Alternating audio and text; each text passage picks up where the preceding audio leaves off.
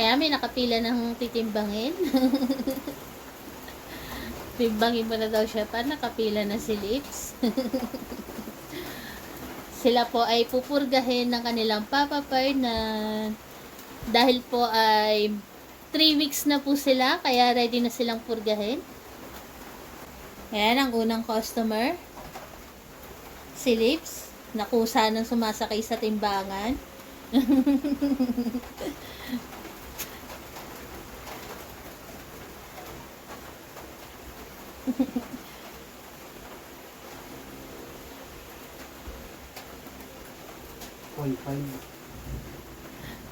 0.5 ang timbang ni Lips. Next, I see Goku. Tagay na, tagay.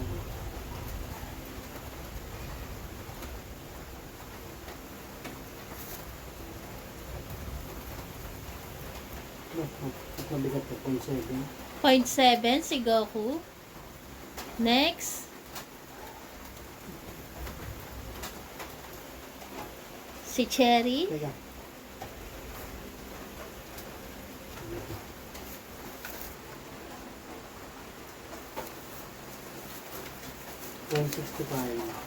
.65 si Cherry. Yung kanina, sakto-sakto lang yung ano nila. 0.5.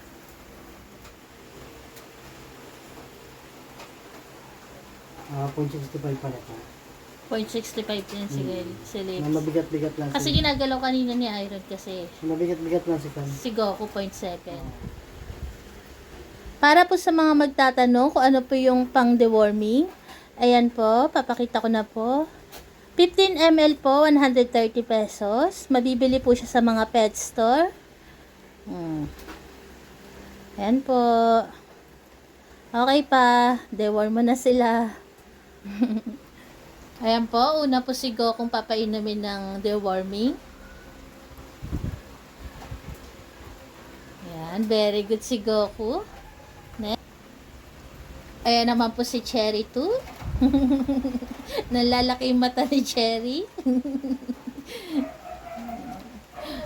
Very good, iniinom talaga nila. Next. Ayan naman po si Lips. Very good si Lips. Very good silang tatlo. Nahabol pa eh. Okay, na-deworm na po sila.